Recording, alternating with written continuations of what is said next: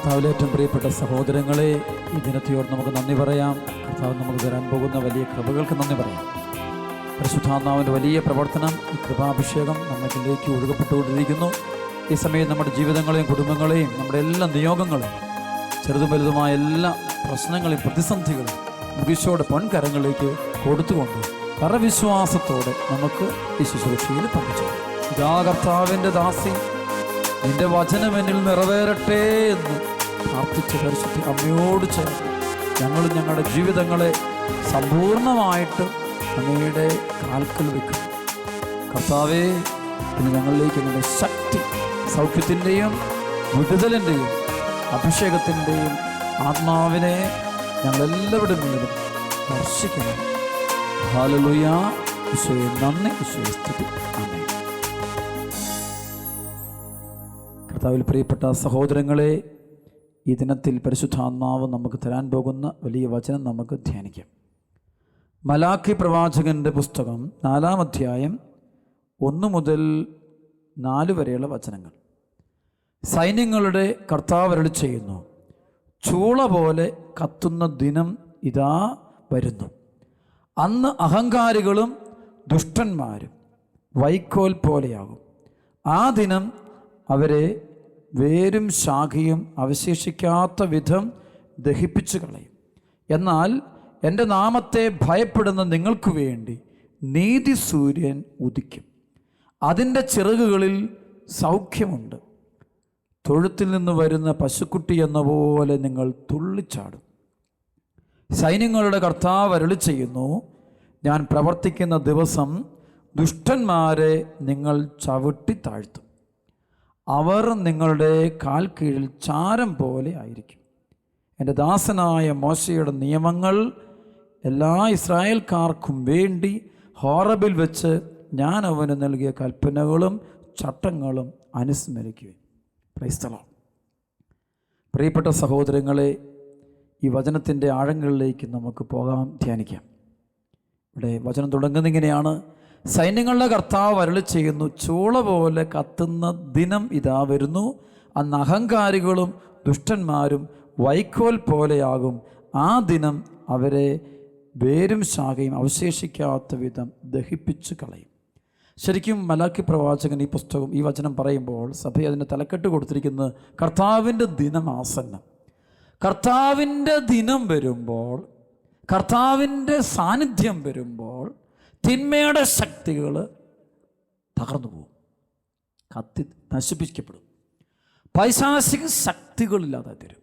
അഹങ്കാരികളും ദുഷ്ടന്മാരും എന്നുദ്ദേശിച്ചത് evil പവറിനെയാണ്, തിന്മയുടെ ശക്തികളാണ്. ആ ശക്തി ഇല്ലാതാകുന്ന കർത്താവിൻ്റെ സാന്നിധ്യം വരുമ്പോഴാണ്. അവിടെ ഒരാൾ പരിശുദ്ധ കുർബാന സ്വീകരിക്കുമ്പോൾ, തിരുവചനം വായിച്ച് ധ്യാനിച്ചതിൽ ജീവിക്കുമ്പോൾ, നല്ലൊരു കുമ്പസാരം നടത്തി കഴിയുമ്പോൾ ഈശോ അവൻ്റെ ജീവിതത്തിലിട്ട് വരും. അപ്പോഴാണിത് കത്തിച്ചാമ്പലായി പോകുന്ന, തിന്മയുടെ ശക്തി ഇല്ലതായി പോകുന്ന കാണാൻ പറ്റും. ചിലപ്പോഴൊക്കെ ഞാൻ കണ്ടിട്ടുണ്ട്, കർത്താവ് കാണിച്ചു തന്നിട്ടുണ്ട്. അതായത് ചില വ്യക്തികൾക്ക് വേണ്ടി പ്രാർത്ഥിക്കുമ്പോൾ അവരെ തിന്മയുടെ ശക്തികൾ അവരെ വിട്ടുപോയി താഴ്ത്തു വീഴും. ആ സമയത്ത് ഈ വിശുദ്ധ ജലം, ഹന്നാം വെള്ളം ഈ വ്യക്തിയുടെ മേൽ തളിക്കുമ്പോൾ പെട്ടെന്ന് പൊള്ളലേൽക്കുന്ന ആളുകളെ പോലെ കോറും കിടന്ന് തളിക്കരുത് പറയും. അപ്പം തീ പിടിക്കുന്ന പോലത്തെ അനുഭവം, കത്ത് ശരിക്കും തീ പിടിക്കുന്ന പോലെ കാണാം. അപ്പോൾ ശരിക്കും അവിടെ കാണിച്ചിരുന്നത് ശരിക്കും ഇത് വെച്ചാൽ സാത്താൻ്റെ ശക്തി ഇല്ലാതാകാണ് ഈ വിശുദ്ധ ജലത്തിൽ പരിശുദ്ധാത്മാവിൻ്റെ സാന്നിധ്യമുണ്ട്, കർത്താവിൻ്റെ തിരുരക്തത്തിൻ്റെ സാന്നിധ്യമുണ്ട്, കർത്താവ് തന്നെ അതിനുണ്ട്.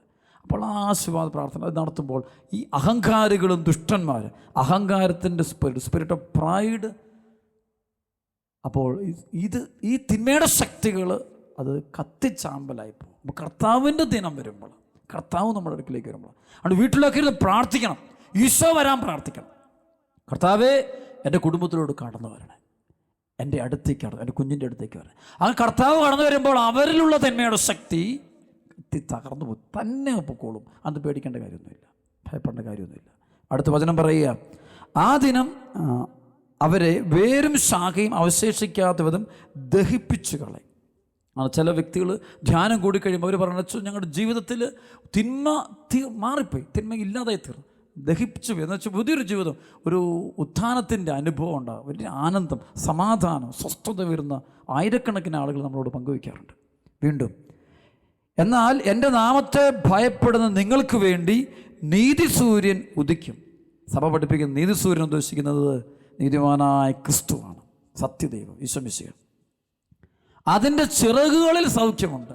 ഈ ചിറക് എന്ന് ഉദ്ദേശിക്കുന്നത് കുരിശിനെ കുറിച്ച് പറയും. കുരിശിൻ്റെ ചിറകുകൾ കർത്താവിൻ്റെ 2 കരങ്ങളാണ്, കർത്താവിൻ്റെ ആണിപ്പടുത്തുള്ള കരങ്ങൾ. ആ കരങ്ങളിൽ സൗഖ്യശക്തിയുണ്ട്. കർത്താവ് തൊട്ട് കഴിയുമ്പോൾ സൗഖ്യം സംഭവിക്കുന്നത് കാണാൻ പറ്റും. തിന്മയുടെ ശക്തികൾ വ്യക്തികളിൽ നിന്ന് വിട്ടുപോകുന്നത് കാണാൻ പറ്റും. അത് കർത്താവ് വരുമ്പോഴാണ്. അപ്പോൾ കർത്താവിൻ്റെ സാന്നിധ്യം അത് കഥയല്ല, ഇത് സത്യമുണ്ട്. പ്രവാചകന്മാർ വഴി, മലാക്കി പ്രവാചകൻ വഴി ദൈവം പറയും. പഴയ മുഴുവൻ പറയുന്നത് ഈശോ മിശിഹായുടെ ആഗമനത്തെക്കുറിച്ചാണ്. ഈശോ വന്നു കഴിയുമ്പോൾ കിട്ടുന്നതും സൗഖ്യമാണ്. അതാണ് ബർത്തമീസ് അന്ധയാചകൻ, അവന് സൗഖ്യം കിട്ടുന്നത് കാണാം. അവൻ്റെ കണ്ണുകളിൽ കർത്താവ് സ്പർശിക്കുന്ന സൗഖ്യം കിട്ടുന്നത് കാണാൻ പറ്റും. മരിച്ച ലാസർ ഉയർത്തെഴുന്നേൽക്കുന്നു.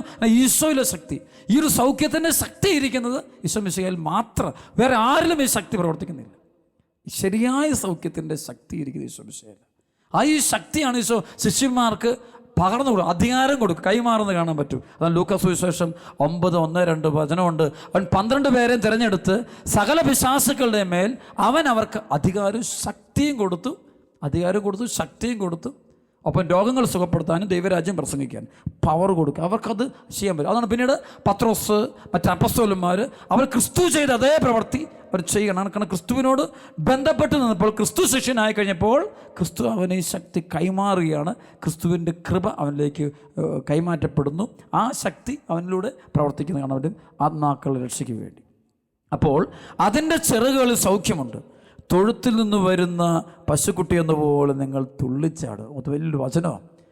തൊഴുത്തിൽ നിന്ന് പശുക്കുട്ടി തുള്ളിച്ചാടി ഇറങ്ങി വരുന്ന പോലെ ദൈവമക്കൾ ക്രിസ്തുവിലൂടെ സന്തോഷിക്കാൻ പറ്റും, ആനന്ദിക്കാൻ പറ്റും. ശരിക്കും ക്രിസ്തു വരികയും എൻ്റെ തിന്മയുടെ ശക്തികളെ കത്തിച്ച് കളയുകയും നശിപ്പിച്ച് കളയുകയും എനിക്ക് സൗഖ്യം കിട്ടുകയും ചെയ്ത് കഴിയുമ്പോൾ, ആത്മീയ സൗഖ്യം കിട്ടിക്കഴിയുമ്പോൾ എനിക്ക് സന്തോഷമാണ്. ശരിക്കും അപ്പോഴാണ് ഈ പശുക്കുട്ടിയെ പോലെ തുള്ളിച്ചാടി ആനന്ദിച്ച് ആഹ്ലാദിച്ച് നടക്കുന്ന ആട്ടിൻകുട്ടിയെ പോലൊക്കെ ആഹ്ലാദിച്ച് നടക്കുന്ന ഒരു അനുഭവമാണ്. ശരിയായൊരു ആനന്ദം, ആത്മീയ ആനന്ദം അനുഭവിക്കും. നമുക്കറിയാം ഈ തലമുറയ്ക്ക് പറ്റിയത് ഭയങ്കരമായ ബന്ധനത്തിലാണ്. The whole world is under the bondage of evil power, തിന്മയുടെ ശക്തികൾ. അതുകൊണ്ട് മനുഷ്യരുടെ മുഖത്ത് സങ്കടം, ദുഃഖമാണ്. പല ആളുകളും ചിരിക്കുന്നത് ഉള്ളിൽ ദുഃഖം വെച്ചുകൊണ്ട് പറഞ്ഞ ഒരു ചിരിയിരിക്കും. ഉള്ളിൽ മുഴുവനും ശരിക്കും നിരാശയാണ്, ഉത്കണ്ഠയാണ്, ആദിയാണ്, ഭയങ്കര പ്രശ്നമാണ്. നമ്മൾ വണ്ടിയൊക്കെ ഓടിച്ചു ചില ആളുകൾ റോഡിന് നടുക്കൂടെ നമ്മൾക്ക് എന്നാ പറ്റി സ്ഥലകാലമൊക്കെ വിട്ടുപോയി. കാരണം വെച്ചാൽ അവൻ ദുഃഖം കാരണം എതിലേ പോകുന്നത് അറിഞ്ഞുകൂടെ, ചിന്തിച്ചുകൊണ്ട് നടക്കുക. ദുഃഖത്തിലാണ് മനുഷ്യൻ പോകുന്നത്. അതുകൊണ്ട് ചിലപ്പോൾ എന്താ ചെയ്യുന്നത് തന്നെ അവൻ അറിയത്തില്ല. ഉള്ളു മുഴുവൻ ദുഃഖം. പറഞ്ഞു നോക്കും, നമ്മൾ നമുക്ക് ചിരിക്കുകയൊക്കെ ചെയ്യും, സന്തോഷിക്കും ഒക്കെ കാണിച്ച്, പക്ഷേ ഒരു പ്രകാരം ഉള്ളു മുഴുവൻ നിരാശ, ദുഃഖം. കാരണം ഇതാണ് ബന്ധം, അതാണ് തിന്മയുടെ ശക്തി. സാത്താൻ്റെ ശക്തി ഒരുവൻ്റെ ഉള്ളിൽ കയറിക്കഴിയുമ്പോൾ അവൻ നിരാശനാണ്, അവൻ ദുഃഖിതനാണ്, അവൻ സങ്കടത്തിലാണ്, അവന് പ്രകാശമില്ല, അവന് മുന്നോട്ട് നോക്കുമ്പോൾ ഇരുട്ടാണ്, അവനൊന്നിലും ഒരു സമാധാനമില്ല. ശരിക്കും മനുഷ്യന് സന്തോഷം കിട്ടണമെങ്കിൽ അവൻ ദൈവത്തെ അനുഭവിക്കണം. ഈശോ അവൻ്റെ ഹൃദയത്തിൽ വന്ന് നിറഞ്ഞു കഴിയുമ്പോൾ ഭയങ്കരമായൊരു ആനന്ദമാണ്. ഈശോയുടെ സാന്നിധ്യം വെളിപ്പെട്ട് കഴിയുമ്പോൾ അവന് ഭയങ്കര ഉയർച്ചയാണ്, അവന് ഭയങ്കര രസമാണത്. ശരിക്കും ശരിയായ ആധ്യാത്മിക ജീവിതം, അല്ലാണ്ട് ചുമ്മാ കള്ളത്തരം കാണിച്ചിട്ടില്ല. ചില കള്ളത്തരത്തുള്ള ആധ്യാത്മികതയുടെ കാര്യമല്ല അച്ഛൻ പറയുന്നത്. ശരിക്കും ക്രിസ്തുവിന് ജീവിതം കൊടുത്ത്, ഹൃദയം കൊടുത്ത്. ഈശോ പറഞ്ഞൊരു വചനമുണ്ടല്ലോ, ഞാനാണ് നിൻ്റെ ദൈവമായ കർത്താവ്, ഞാനല്ലാതെ മറ്റൊരു ദൈവം നിനക്കുണ്ടാകരുത് എന്ന വചനം അതേപടി പാലിച്ചുകൊണ്ട് ക്രിസ്തുവിന് 1 സ്ഥാനം കൊടുത്തുകൊണ്ട് നീ നിൻ്റെ ദൈവമായ കർത്താവിനെ പൂർണ്ണ ഹൃദയത്തോടും പൂർണ്ണ മനസ്സോടും പൂർണ്ണ ആത്മാവോടും സർവ്വശക്തിയോടും കൂടെ സ്നേഹിക്കണം എന്ന കൽപ്പന അതേപടി പാലിച്ച് അങ്ങനെ ജീവിക്കുമ്പോഴാണ് അനുഗ്രഹങ്ങളും കൃപകളും ശക്തിയും നമുക്ക് ലഭിക്കുക. ക്രിസ്തു സാന്നിധ്യം കടന്നു വരുന്നു, സാത്താൻ്റെ ശക്തികൾ നമ്മെ വിട്ടുപോകുന്നത് നമുക്ക് അനുഭവിക്കാനും സ്വന്തമാക്കാനും സാധിക്കും. അപ്പോൾ അതിൻ്റെ ചിറകുകൾ സൗഖ്യമുണ്ട്. തൊഴുത്തിൽ നിന്ന് വരുന്ന പശുക്കുട്ടി എന്ന പോലെ നിങ്ങൾ തുള്ളിച്ചാടും. സൈന്യങ്ങളുടെ കർത്താവ് അരുളി ചെയ്യുന്നു, ഞാൻ പ്രവർത്തിക്കുന്ന ദിവസം ദുഷ്ടന്മാരെ നിങ്ങൾ ചവിട്ടി താഴ്ത്തും, അവർ നിങ്ങളുടെ കാൽ കീഴിൽ ചാരം പോലെ ആയിരിക്കും. എൻ്റെ ദാസനായ മോശയുടെ നിയമങ്ങൾ എല്ലാ ഇസ്രായേൽക്കാർക്കും വേണ്ടി ഹോറബിൽ വെച്ച് ഞാൻ അവന് നൽകിയ കൽപ്പനകളും ചട്ടങ്ങളും അനുസ്മരിക്കുവേൻ. പഴയ നിയമഗ്രന്ഥം മുഴുവൻ വായിച്ചു വരുമ്പോൾ പുതിയ നിയമത്തിലും കാണാൻ പറ്റും, ദൈവം കടന്നു വരാനായിട്ട് ആഗ്രഹിക്കുന്നു. അവിടെയെല്ലാം ദൈവം കടന്നു വരാൻ ദൈവം ഒരു വഴി തുറക്കുന്നുണ്ട്, വഴി പറയും. അതാണ് വഴി. ഞാൻ വരുന്ന വഴി ഈശോ പറയും. ഈശോ വരുന്ന പാത കൃത്യമായിട്ട് പറയും. അത് യാതൊരു ഒരു അഡ്ജസ്റ്റ്മെൻ്റ് വെച്ചാൽ വളരെ ക്ലീനായിട്ട് ഈശോ താൻ വരുന്ന വഴി, താൻ ഒരാളുടെ ജീവിതത്തിലേക്ക്, സ്ഥലത്തേക്ക് കടന്നു വരുന്ന വഴി പറഞ്ഞിരുന്നു. വഴി മറ്റൊന്നുമല്ല, ദൈവത്തിൻ്റെ അവിടുത്തെ വചനങ്ങളും കൽപ്പനകളും ചട്ടങ്ങളും അനുസ്മരിച്ച് ജീവിക്കുക.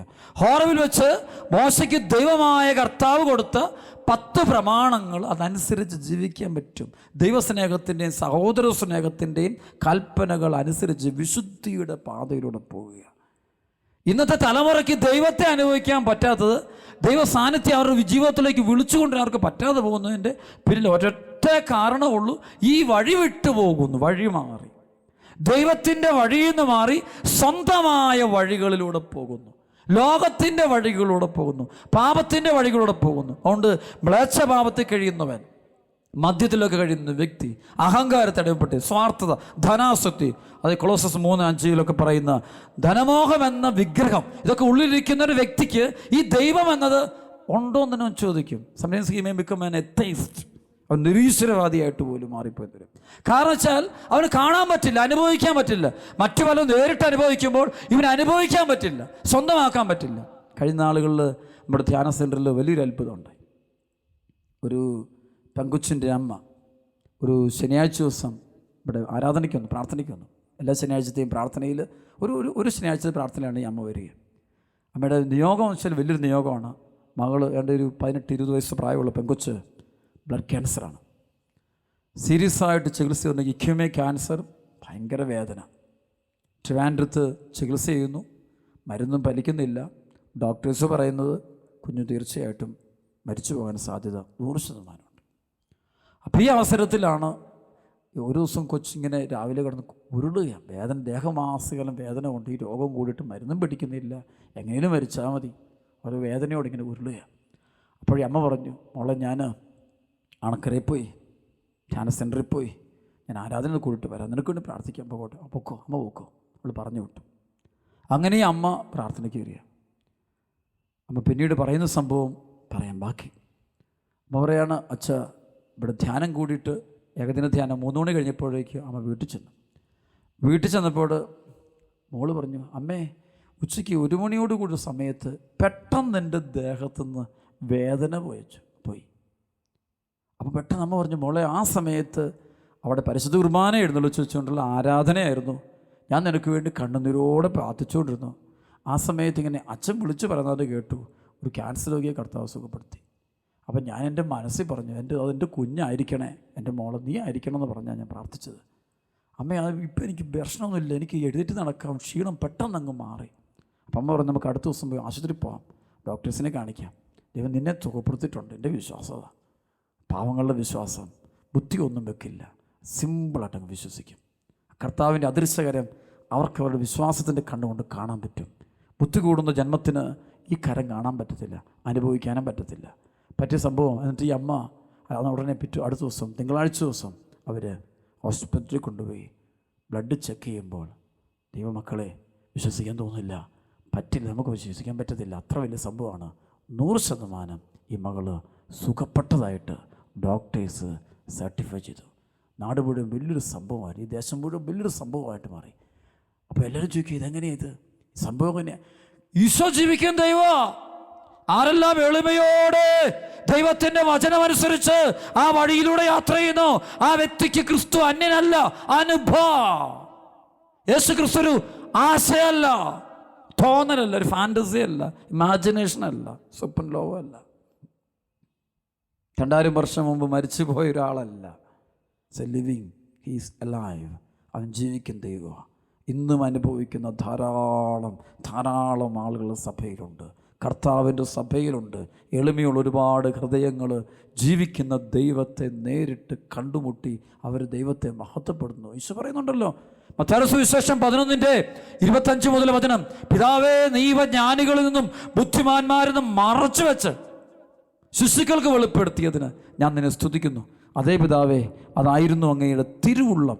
ദൈവഹിതവത, ദൈവം തന്നെ വെളിപ്പെടുന്നത് എളിമയുള്ള ഹൃദയത്തിലേക്ക്. ഇവിടെ വചനം നമ്മൾ വായിച്ചു, കർത്താവിന് ദിനം വരികയാണ്. കർത്താവ് വരുന്ന ആറടുക്കിലേക്ക് ദൈവവചനം അനുസരിക്കുക. ആരാ അനുസരിക്കുന്നത്? എളിമയുള്ളവർ. എളിമയില്ലാത്തവരോ ഒരിക്കലും അനുസരിക്കില്ല. ഈ തലമുറയുടെ ഏറ്റവും വലിയ തിന്മയുടെ ഒരു ശക്തിയാണ്, സ്പിരിറ്റാണത്. അതിനെക്കുറിച്ച് ഒത്തിരി ആഴത്തിൽ പഠിക്കുകയും പ്രാർത്ഥിക്കുകയും ചെയ്തൊരു മേഖലയാണത്. കുറേ തിന്മയുടെ ശക്തികളുടെ മേഖലയെക്കുറിച്ച് ഒരുപാട് പഠിക്കുന്ന. അപ്പം കാണുന്ന കാര്യം സ്പിരിറ്റ് ഓഫ് ഡിസൊബീഡിയൻസ്, ഒരു അനുസരണക്കേണ്ട രൂപം. ചിലപ്പോൾ ടെറിട്ടോറിയലായിട്ട് എന്ന് വെച്ചാൽ ഒരു ദേശത്ത് കാണാൻ പറ്റും, ഒരു വീട്ടിൽ കാണാൻ പറ്റും, ഒരു സ്ഥലത്ത് കാണാം. ഇത് പ്രവർത്തിച്ച് കഴിഞ്ഞാൽ പിന്നെ ദൈവത്തെ അനുസരിക്കില്ല. ദൈവത്തെ അനുസരിക്കാത്തവൻ അപ്പനെ അനുസരിക്കത്തില്ല, അമ്മയെ അനുസരിക്കത്തില്ല, ഭാര്യ അനുസരിക്കത്തില്ല, ഭർത്താവിനെ അനുസരിക്കത്തില്ല, മക്കളെ അനുസരിക്കില്ല, സഭയെ അനുസരിക്കില്ല. എല്ലാവരും വൈരാഗ്യം, വെറുപ്പ, വിദ്വേഷ, പകയ, ഭയങ്കര ആങ്കർ, ഭയങ്കര കോപമാണ്, അൺകൺട്രോളബിളാണ്. അപ്പോൾ ഈ തിന്മയുടെ ശക്തികൾ മാറണമെങ്കിൽ ഈശോ വരണം. പ്രിയപ്പെട്ട സഹോദരങ്ങളെ, ഈ വചനം കേട്ടുകൊണ്ടിരിക്കെ ഞാൻ നിങ്ങളും ദാഹിച്ച് പ്രാർത്ഥിക്കണം, ഈശോയെ എൻ്റെ ജീവിതത്തിലേക്ക്, എൻ്റെ കുടുംബത്തിലേക്ക് ഇത് വരണം. നീ വന്ന് ഞങ്ങളെ സുഖപ്പെടുത്തണം. വിശ്വസിക്കുന്ന കർത്താവേ, എനിക്ക് നിന്നെ കാണാൻ പറ്റുന്നില്ല. എൻ്റെ കണ്ണു തുറന്നു നോക്കുമ്പോൾ എൻ്റെ ഒന്നും കാണുന്നില്ല. പക്ഷേ ഞാൻ വിശ്വാസത്തിലൂടെ അറിയുന്നു നീ എൻ്റെ മുമ്പിലുണ്ടെന്ന്. നീ അദൃശ്യനായിട്ട് എൻ്റെ കൂടെ നടപ്പുണ്ട് ഞാൻ അറിയും. ദൈവമേ, ഞാൻ നിന്നെ അനുസരിക്കുന്നു, ഞാൻ നിന്നിൽ ആശ്രയിക്കുന്നു. ഞാൻ നിൻ്റെ വചനം, നിൻ്റെ വചനത്തെ ഞാൻ അംഗീകരിച്ചിരിക്കുന്നു. മറ്റൊന്നും എനിക്കില്ല, മറ്റൊരു ദൈവവും ഇല്ല, മറ്റാരെ ആരാധിക്കത്തുമില്ല. ഞാൻ നിന്നെ ആരാധിക്കുന്നു പറഞ്ഞ് എളിമപ്പെട്ട് പ്രാർത്ഥിച്ചു തുടങ്ങി ആ നിമിഷം മുതൽ ഈ ശക്തി നമ്മിലേക്ക് ചൊരിയപ്പെടുന്നത് അത്ഭുതങ്ങളോടെ കാണാൻ പറ്റും. അനുഗ്രഹമായിട്ട് കാണാൻ പറ്റും. കുറച്ച് കഴിയുമ്പോൾ നമുക്ക് അത്ഭുതമൊന്നും വേണ്ട, നമുക്ക് പിന്നെ അത്ഭുതം നമ്മൾ ചോദിക്കില്ല. അതാണ് വിശുദ്ധരൊക്കെ അവർ ദൈവാനുഭവത്തിലൂടെ വന്നപ്പോൾ പിന്നെ അവർ രോഗം മാറാൻ വേണ്ടി പ്രാർത്ഥിച്ചിട്ടില്ല, സഹനം മാറാൻ വേണ്ടി പ്രാർത്ഥിച്ചിട്ടില്ല. അവർ ഒന്നും വേണ്ട, ഈശോ മാത്രം മതി. എന്തേലും സഹനം ഉണ്ടെങ്കിലും കുഴപ്പമില്ല, കർത്താവേ നീ കൂടെ ഉണ്ടാകണം, നിൻ്റെ ഈ ജീവിക്കുന്ന സാന്നിധ്യം എനിക്ക് അനുഭവിക്കണം. അവർ ചിലപ്പോൾ ഇത് പറയുമ്പോൾ ആളുകൾ പറയും ഇവർക്ക് ഭ്രാന്ത, ഇവർക്ക് മാനസിക രോഗമെന്ന് പോലും പറയും. അപ്പോൾ അവരൊന്നും പറയില്ല, അവർ കേട്ടുകൊണ്ടിരിക്കും, ശ്രദ്ധിച്ചിരിക്കും. അവർ വീണ്ടും ഈ ദൈവ സാന്നിധ്യത്തിലേക്ക് മുഴുകുന്ന കാണാൻ പറ്റും. വിശുദ്ധ യോഹന്നാൻ, കുരിശിൻ്റെ വിശുദ്ധ യോഹന്നാൻ്റെയൊക്കെ ചരിത്രം പഠിക്കുമ്പോൾ കുരിശിലേക്ക് നോക്കി ലയിച്ച് ചേരുന്ന കാണാൻ പറ്റും. ക്രിസ്തുവിനെ കണ്ടുമുട്ടും. തോന്നലല്ല, ഫാൻറ്റസി അല്ല, ചുമ്മാ എക്സ്റ്റസി ഉണ്ടതില്ല, അല്ലാണ്ട് മെൻ്റൽ ഡിസോർഡേഴ്സ് അല്ലത്. അത് ശരിക്കും ജീവിക്കും ദൈവമുണ്ട്. ദൃശ്യമായോ മാത്രമല്ല ഉള്ളത് ലോകത്ത്, അദൃശ്യമായുണ്ട്. മനുഷ്യൻ കാണാത്ത എന്തോരം സത്യങ്ങൾ ലോകത്ത് കിടക്കുന്നു. കണ്ട സത്യങ്ങളും കാണാത്ത സത്യങ്ങളും, മനുഷ്യന് കാണാൻ പറ്റുകയില്ലാത്ത സത്യങ്ങളും, ഒരിക്കലും കാണാൻ പറ്റുക. ഈ ഭൂമിയിലെ അവൻ്റെ മാനസിക, അവൻ്റെ ഈ മെറ്റീരിയൽ ബോഡി കൊണ്ട്, ഭൗതിക ശരീരം കൊണ്ട് ഒരിക്കലും കാണാൻ പറ്റില്ലാത്ത സത്യങ്ങളുണ്ട്. എക്സിസ്റ്റ് ചെയ്യുന്ന അസ്തിത്വമുള്ള സത്യങ്ങളുണ്ട്. അതാണ് ദൈവം. ആ ദൈവത്തിലേക്ക് അവൻ വരണം. പക്ഷെ നമ്മൾ നമ്മുടെ ദൈവത്തെ കണ്ടുമുട്ടിയതാണ്. 2000 വർഷം മുമ്പ് മനുഷ്യനായിട്ട് അവതരിച്ച ദൈവമാണ്. ആ ദൈവത്തെ കണ്ടുമുട്ടിയതാണ്. ആ ദൈവത്തിലേക്ക് നമ്മുടെ മനസ്സ് തിരിക്കാം, ഹൃദയവും ചിന്തകളും മുഴുവൻ തിരിക്കാം. എൻ്റെ ദൈവമേ, എന്നോട് കരുണയായിരിക്കണം പ്രാർത്ഥിക്കുക. ഇത് വചനം കേട്ട പോലെ, അതായത് എൻ്റെ ദാസനായ മോശയുടെ നിയമങ്ങൾ എല്ലാ ഇസ്രായേൽക്കാർക്കും വേണ്ടി ഹോറബിൽ വെച്ച് ഞാൻ അവന് നൽകിയ കൽപ്പനകളും ചട്ടങ്ങളും അനുസ്മരിക്കുവിൻ. എന്നുവെച്ചാൽ ദൈവകൽപ്പന അനുസരിച്ച് ജീവിച്ചാൽ നിൻ്റെ ജീവിതത്തിൽ കർത്താവ് കടന്നു വരും. കർത്താവ് ജീവനോടെ കടന്നു വരും. ഇതിനേക്കാളും വലിയ അത്ഭുതങ്ങൾ സംഭവിക്കും. ഇന്നും കർത്താവിന് നമ്മെ സുഖപ്പെടുത്താൻ ആഗ്രഹം. ഒരിക്കലും ഒരാൾ രോഗിയായിട്ട് കഴിയുന്നതോ, വേദനിച്ച് കഴിയുന്നതോ, അല്ലെങ്കിൽ ഇങ്ങനെ നിൽക്കും, അങ്ങനെ ആക്കാൻ ദൈവം ആഗ്രഹിക്കുന്നില്ല. നീ സുഖമുള്ളവനാകാൻ ആഗ്രഹിക്കുന്നു. നീ സൗഖ്യപ്പെട്ട് സുവിശേഷത്തിന് സാക്ഷ്യം വഹിക്കാൻ കർത്താവ് ആഗ്രഹിക്കുന്നു. ചില സഹനങ്ങളുണ്ട്, ദൈവം അനുവദിക്കുന്ന സഹനം ശുദ്ധീകരണത്തിന് വേണ്ടിയുള്ളത്. അത് ആമേൻ പറഞ്ഞ് സ്വീകരിക്കാൻ ശക്തി തരും, കൃപ കിട്ടും. പ്രിയപ്പെട്ട സഹോദരങ്ങളെ, ഇന്നത്തെ ആരാധന സമയത്ത് വലിയ രോഗശാന്തികൾ, അത്ഭുതങ്ങൾ നമ്മുടെ ജീവിതത്തിൽ സംഭവിക്കാൻ വേണ്ടി നമുക്ക് ആദ്യം നമ്മെ തന്നെ കർത്താവിന് കൊടുത്ത് അനുദപിക്കാം, മാപ്പ് പറയാം, ക്ഷമ ചോദിക്കാം. ദൈവവചനത്തിന് വിരുദ്ധമായിട്ട് അല്പമെങ്കിലും നമ്മൾ വ്യാപരിച്ചിട്ടുണ്ടെങ്കിൽ എൻ്റെ ദൈവമേ എന്നോട് ക്ഷമിക്കണമേ, എന്നോട് പൊറുക്കണമേ, എന്നോട് കരുണയായിരിക്കണമേ എന്ന് പ്രാർത്ഥിക്കും. നമുക്കറിയാം വചനത്തിൽ പറയുന്നുണ്ട്, ദൈവാനുഗ്രഹത്തിൻ്റെ തടസ്സം പറയുന്നുണ്ട്. അതാണ് യെശയ്യാപ്രവാചകൻ്റെ പുസ്തകത്തിൽ 59-ാം അധ്യായത്തിൻ്റെ 1, 2, 3 വചനമുണ്ട്. രക്ഷിക്കാനാവാത്ത വിധം കർത്താവിൻ്റെ കരം കുറുകിപ്പോയിട്ടില്ല, കേൾക്കാനാവാത്ത വിധം അവിടുത്തെ ചെവികൾക്ക് മാന്യം സംഭവിച്ചിട്ടില്ല. എന്നാൽ നിൻ്റെ പാപങ്ങളാണ് നിന്നെയും ദൈവത്തെയും തമ്മിൽ അകറ്റിയിരിക്കുന്നത്. അതിനാൽ അവിടുന്ന് നിൻ്റെ പ്രാർത്ഥന കേൾക്കുന്നില്ല. നീ കരമുയർത്തുമ്പോൾ അവിടുന്ന് മുഖം മറയ്ക്കുന്നു എന്ന് പറയുക. ദൈവം മുഖം മറയ്ക്കുന്ന അനുഭവം ഉണ്ടാകുക. കാരണം വെച്ച് കഴിഞ്ഞാൽ മറ്റൊന്നുമല്ല, പാപം ഒരു വലിയൊരു ഒരു തടസ്സമാണ്, ഒരു വലിയ ഭിത്തി പോലെ നിൽക്കുകയാണ്. ഈ ഭിത്തിക്കപ്പുറത്ത് ദൈവം, ദൈവം നമ്മളോട് സംസാരിക്കുന്നുണ്ട്, പക്ഷെ കേൾക്കാൻ പറ്റില്ല. Because there is sin. എൻ്റെ ഉള്ളിൽ അഹങ്കാരത്തിൻ്റെ, വെറുപ്പിൻ്റെ, പകയുടെ, തെറ്റായ ബന്ധങ്ങളുടെ, വ്യഭിചാര, സ്വയംഭോഗ, സ്വവർഗരതികളുടെ, ബ്ലൂ ഫിലിമിൻ്റെ, മദ്യപാനത്തിൻ്റെ, പുകവലിയുടെ, മയക്കുമരുന്നിൻ്റെ, ലഹരികളുടെ, സ്വാർത്ഥതയുടെ, ധനാസക്തിയുടെ, നിരീശ്വരവാദത്തിൻ്റെ ഒക്കെ വലിയൊരു ഭിത്തി ഞാൻ തീർത്തു, ഞാനും എൻ്റെ ദൈവത്തിനും ഇടയ്ക്ക്. അതുകൊണ്ട് അവൻ പറഞ്ഞത് കേൾക്കാൻ പറ്റുന്നില്ല. പക്ഷെ നീ പറഞ്ഞ അവന് കേൾക്കാം, പക്ഷേ അവൻ പറഞ്ഞ് കേൾക്കാൻ. കാരണം കർത്താവ് വഴി കൊണ്ടുപോകണ്ടേ, വഴി കർത്താവിനല്ലേ അറിയത്തുള്ളൂ. ആ വഴി നിനക്ക് പറഞ്ഞു തരണമെങ്കിൽ നീ കേൾക്കണ്ടേ. നീ കേൾക്കാൻ പറ്റുന്നില്ല, നിനക്ക് കേൾക്കാൻ. കാരണം നീ തന്നെ നിൻ്റെ ചെവി അടച്ചു. നീ പാപത്തും കൊണ്ട് നീ വലിയ ബ്ലോക്ക് വെച്ചിരിക്കുക. ഇത് മാറ്റണം. ഇതാണ് നല്ലൊരു കുമ്പസാരം നടത്തി, നല്ലൊരു പശ്ചാത്താപം നടത്തി, പാപങ്ങൾ ഏറ്റുപറഞ്ഞ് സഭയിലൂടെ ഒരാൾ അനുദപിച്ച് അല്ലെങ്കിൽ പാപം ഉപേക്ഷിച്ച് കഴിയുമ്പോൾ അവിടെ ദൈവവചനം അവൻ്റെ ഹൃദയത്തിലോട്ട് കയറി വരിക. അതോടെ അവൻ സുഖം പ്രാപിക്കുക, അവൻ ഉയർപ്പിലേക്ക് കടന്നു വരിക. അതുകൊണ്ട് കർത്താവേ, ഇന്ന ദിനത്തിൽ ഞങ്ങൾ അനുദപിക്കുന്നു, പശ്ചാത്തപിക്കുന്നു. കർത്താവെ, ഞങ്ങൾ ക്ഷമിക്കണമേ, പൊറുക്കണമേ എന്ന് മനസ്സൊരുക്കി നമുക്ക് പ്രാർത്ഥിക്കാം. ദൈവത്തിൻ്റെ ശക്തമായ കൃപ നമ്മളിലേക്ക് ഒഴുകപ്പെടട്ടെ. കർത്താവേ, എൻ്റെ മേൽ കരുണയായിരിക്കണേ എന്ന് ആത്മാർത്ഥം കൊണ്ട് പ്രാർത്ഥിക്കാം. ബർത്തിമേയുസ് പ്രാർത്ഥിച്ച പോലെ ദാവീദിൻ്റെ പുത്രൻ യേശുവേ, മഹാപാപിയായ എൻ്റെ മേൽ കരുണയായിരിക്കണേ എന്ന് പ്രാർത്ഥിച്ചുകൊണ്ട് ഈ ആരാധനയിൽ പങ്കെടുത്ത് നമുക്ക് സൗഖ്യം പ്രാപിക്കാം. ആമേൻ.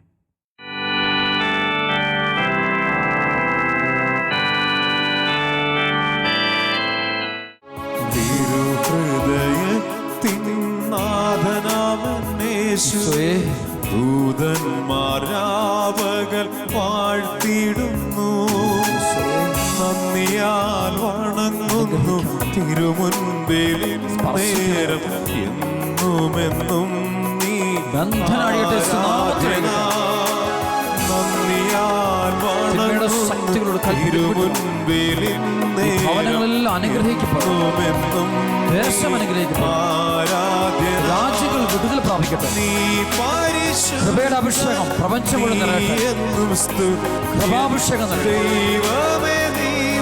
രക്തത്തിന്റെ ശക്തി വ്യാപരിക്കട്ടെ. ഈശോയുടെ പരിശുദ്ധ രക്തം പ്രപഞ്ചം മുഴുവൻ തളിക്കണമേ. കരുണയ്ക്ക് വേണ്ടി പ്രാർത്ഥിക്കുന്നു. സഹനശക്തി കൊടുക്കണം, സഹനശക്തി കൊടുക്കണം, അഭിഷേകം, സൗഖ്യത്തിന്റെ ശക്തി കൊടുക്കണം.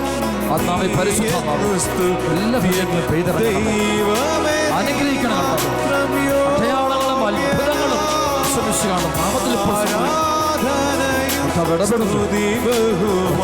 ഇടപെടുന്നുണ്ട്, കാണും, അനുഗ്രഹിക്കുന്ന ദേശങ്ങൾ ഹല്ലേലൂയ, ഹല്ലേലൂയ. കർത്താവേ, സ്തുതിക്കുന്ന ദൈവമേ, നന്ദി പറഞ്ഞ കർത്താവേ, സ്തുതിക്കുന്നു. എല്ലാം സ്തുതിക്കട്ടെ. യേശുവേ, സ്തുതിക്കുന്നു. നന്ദി പറയുന്ന ദൈവമേ, ആരാധന കർത്താവ്, സ്തുതിക്കുന്ന കർത്താവ്, നന്ദി പറയുന്ന ദൈവമേ, അനുഗ്രഹിക്കണം കർത്താവ്, കരുണയായിരിക്കണം കർത്താവ്. സകല കെട്ടുകൾ തടസ്സങ്ങളുമാണ് ഈ ഭവനങ്ങളെല്ലാം അനുഗ്രഹിക്കപ്പെട്ടു. ഈശോയുടെ പരിശുദ്ധ രക്തം ഈ മക്കളിൽ മേലും ഇവിടെ ഭവനം മുഴുവൻ്റെ മേലും ദേശം മുഴുവൻ്റെ മേലും വർഷിക്കണം. അനുഗ്രഹം ഉണ്ടാകണം, സമാധാനം നൽകണം, അത്ഭുതങ്ങളുണ്ടാകും. ഈശോയുടെ സാന്നിധ്യം കൂടെ വസിക്കും. ഈശോയെ എന്നെ അറിയിച്ചാൽ നന്ദി ദൈവം സ്തുതിക്കുന്നു.